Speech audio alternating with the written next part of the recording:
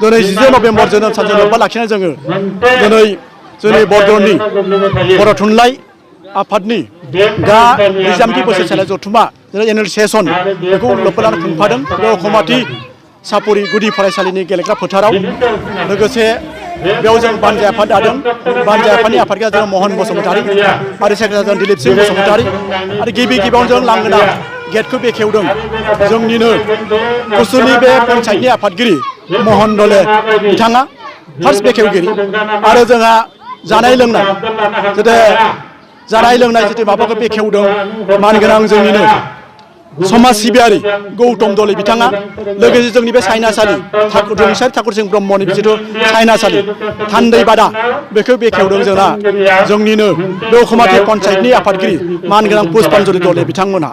आरो दंफां फुलिबो गायदों जों जोंनि लेङाइ आफादगिरि मानगोनां सिलराम सरगियारिया बे फरायसालियाव जों फांनै दंफां फुलि गायदों बे जोंनि हाबाफारिखौ मावदों जों गोदानै थांखि लानाया बेनो जोंहा माखासे जोंनि बे बरदलनि ब्लकआव गं 11 खानि स्कुल माने 10 जन 10 सानि गाहायाव थानाय फरायसा फरायसुलिफोरनि जिथु फरायसालिफोर बेयाव जों एवारनेस मिटिं खालामदोंमोन फरायसा बांहोनायनि आरो बिनि बादै माखासे थालांबावनाय फरायसालिफोरखौ जों एवारनेस लानो थांखि लादों लोगोसे जोंनि आउट अफ बिटिडिनि एरियायाव थानाय बर'फोरनि सायाव जिथु बिटिआरनि सिङावबो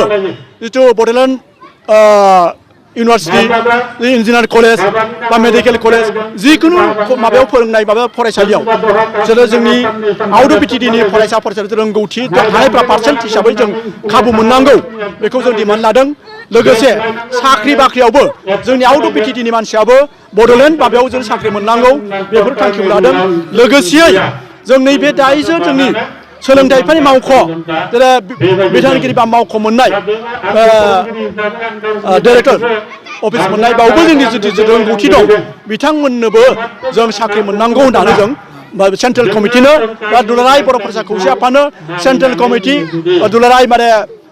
साहित्य सभानि माबाजों जों थांखि लानाय जादों जोंथ' बेखौ थांनाय 17 जुलाइ खालिनो जों मोनसे वाट्सएपनि गेजेरजों मोनसे खबर मोननाय जादोंदि बे जाहैबाय जोंनि बरदलनि गुदि बर' थुनलाइ आफादनि बेन्दोङाव थानाय गासै जोंनियाव 40थासो बर' मिडियाम गुदि फरायसालि दं खोब दुखुनांथाव बाथ्रा दि जोंनि बे 40नि गेजेराव जोंनियाव माने 11 खान बर' गुदि फरायसालिया जिथुनिखि 10 सानि अनजिमा खम बै 10 सानि अनजिमा खमखौ जोंनि माने जिल्ला मावख' सोलोंथाइ बिफाननि बिथाङा जोंनो खबर हरदों जे 10 खान बर' मिडियाम बर' फरायसालिया एमालगेसन अर्थात गुबुन मिडियामजों सरजाबनि थाखाय बिथांमोना जोंनो हरदों दा बेखौ नुनानै जोंनि सांग्रां जिथुनिखि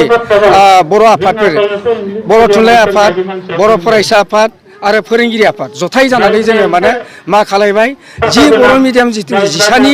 फरायसा खम बै 10 सानि बर' फरायसा खमखौ जोङो माबोरै फोथांना लाखिनो हागोन बेखौ लानानैनो जोङो माने जेसेबांनाखि बर' बिजों फरायसालि दं बे बर' बिजों फरायसालियाव जों सांग्रांथि मेल लिंदों बै सांग्रांथि मेलनि गेजेरजों जोंनि जिथुनिखि गुबुन गुबुन मिडियामाव फोरोंनाय इंलिश मिडियाम फोरोंनाय जातीय बिद्यालय फोरोंनाय असमियानिफ्राय दा बिथांमोना जिथुनिखि फैगौ 2024 मायथाइनि जिथुनिखि गोदान सोलोंथाइ आयेननि राइट बै राइट मथे जों माने मा खालामनो सानदों गावनि बिजोंजोंनो माने थाखोसेनिफ्राय 10 थाखोसेनिफ्रायनो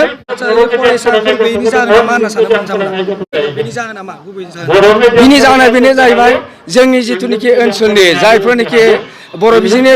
फोरोंगिरि बिथांमोना गाव गावनि खामानि गाव गावनि डिउटि गाव गावनि फोरोंनांगौ खामानिखौ मावालासिनो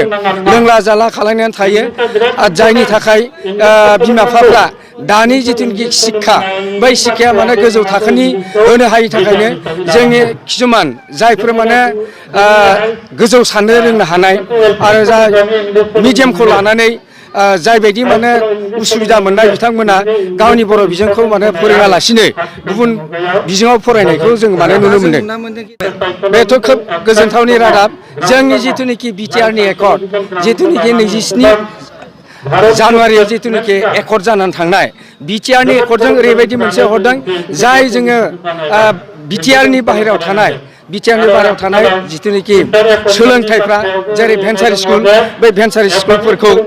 सरकारि खालायनाय आरो 2 नम्बराव जाहैबाय जि नेट बिस होननानै बुङो बे जाहैबाय जोंनिया जाय ओनसोलाव जाय बर' गामि ओनसोलाव माने बर' फरायसालि गैया बै बर' फरायसालि गैयिखौ जोङो माने बेहाय माने गायसननायनि जोङो माने गोदानै जोङो माने थांखि लानाय जादों।